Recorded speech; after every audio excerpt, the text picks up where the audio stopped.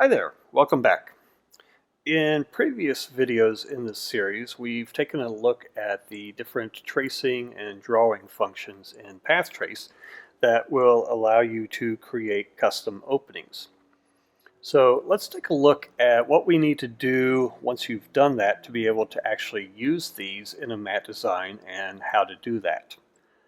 First off, I've got a drawing here that I laid out of this Letterman's A following the outline of it.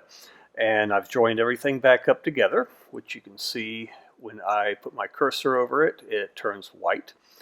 So before I do anything else, before I can save it, I need to go to Set Bevels and select it and set a bevel. And I'm going to use the 45-degree regular bevel and just hit Set. And it turns blue, so I know everything worked fine. And realistically, I could have used pretty much any of these different bevel types here because once we're actually putting it in the mat, in Mat Designer and using it, we can change the bevel at any time. But I usually just default to a 45-degree bevel because that's what we use probably 90-some% of the time. So with the bevel set, I'll just go up to File here, and I will select Save Cut Art. You want to save it as a cut art file. And when you do that, it will ask you to give it a name. I've already got Letterman A in here. And I'm just going to save it to my desktop just so that it's in a convenient, easy to find place. Hit Save, and there we go. We're done. So now let's take a look at how we will actually use this in laying out and cutting a mat. So now that we have our cut art created and filed and put away, let's take a look at using it in a mat design. So just to keep things simple, let's assume that we're going to just frame a photo and we're going to put the cut art for the letter down here. Okay, so we'll just go to Add Cut Art. And this version of the software really wants you to use their folders. So I need to first select which folder I'm going to put it in. And let's just go ahead and call it Sports. And I'll click on Import Content. And there it is. And I'll select that. Okay, and we'll just go ahead because I've already got a copy of that in there. Okay, and then I just scroll down and select it. There we go. Okay, in the previous versions, it's a little bit easier because it would just allow you to browse anywhere that you may have saved it without having to go through that extra step there. Okay, but there it is, and it's just like adding any other cut art. And I'll just drag it down here and center it below that opening. Okay, and there we go. All right, just that easy, pretty basic. Okay, you would think, because right now this is the exact size that I laid it out in PathTrace. And if I were to cut it just as it is right now, it would be exactly the same size as the outside dimension of this letter. And it's not going to do me any good because it's not overlapping it enough to hold it in place, but it's also too small that it would reveal any of that bottom mat, which when you're framing an object is probably what you want to do. You want to have it on a float layer and have this opening just follow around it with, say, a quarter or a half an inch all the way around. Okay, so let's suppose we do want to show half an inch of this all the way around. So your first instinct would probably be to go to Properties, and here you can see the size. And so basically to add half an inch all the way around, we would add an inch, half an inch all the way around, right? Okay, so let's just round that off a little bit, make things a little bit easier for us. And you see there that the height automatically changed because it wants to keep the aspect ratio, which is great because it saves a little bit of math and a little bit of trouble for me. Okay, so let's just get that centered again and positioned where we want it. Okay, so far so good. Maybe, maybe not. Let's take a look at what we would get if we were to cut this as it is.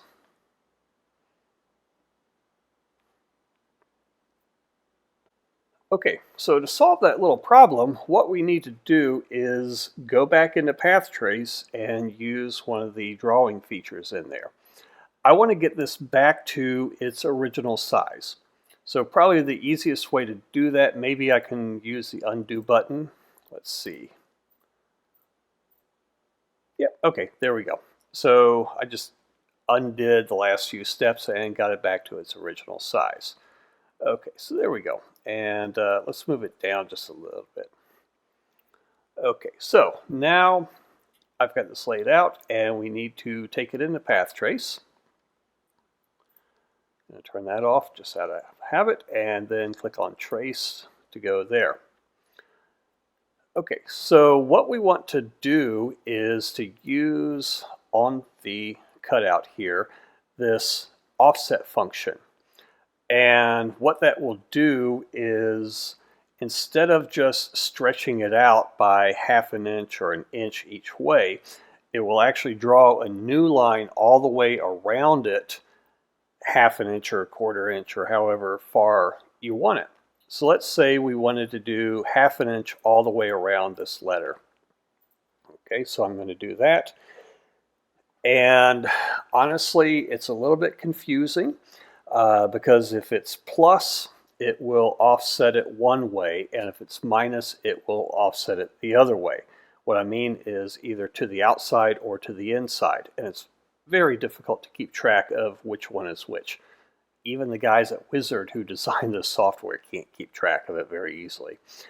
So we have a 50-50 chance. So I've selected that and I'm going to hit offset.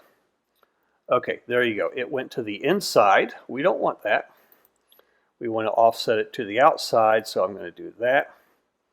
Okay, there we go. Much better. All right, let's zoom in a little bit. Okay, there we go.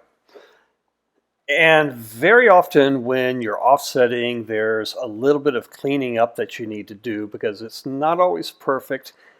And when you get things like this or this, sometimes just weird things can happen in the drawing process. It's just kind of the way it is.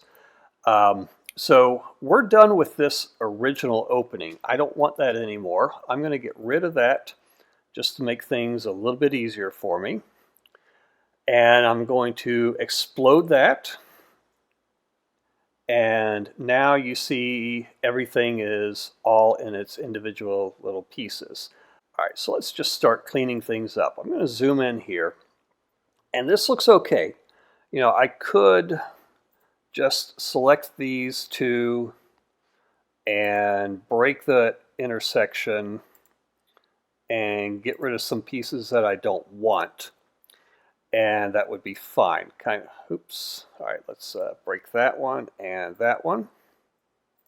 Okay, so I could just go in and delete that and this. All right, let's delete one more piece.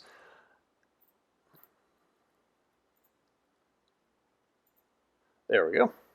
Sometimes you just have to come at it from a different direction. Okay, that would be fine. However, that's probably not going to cut very well at all because remember you're going to have a little bit of an overcut going this way and a little bit of an overcut going this way. So there's a very good chance that this could end up just being cut all the way through or very, very close to it and be very flimsy. So let's just go ahead and avoid that issue and just get rid of that little piece sticking up altogether. Okay, and I just want to avoid a lot of little bitty lines that might give us a problem. So I just got rid of those and I'm just going to connect with that. There we go, just like that. Okay, so now I just need to do a little bit of editing and I'm not going to bore you with this, so I'm going to fast forward through most of this.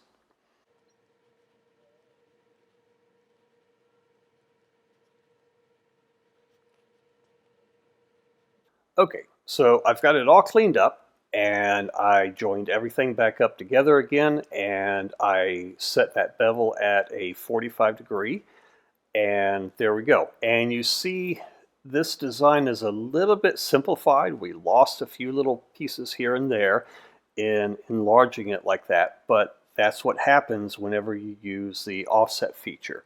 The larger you offset it, the more simplified it becomes.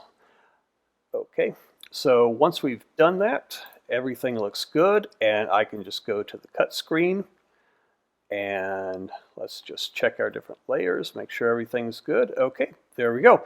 And from here on out, it's just basically cutting a mat, and this is what you'll get.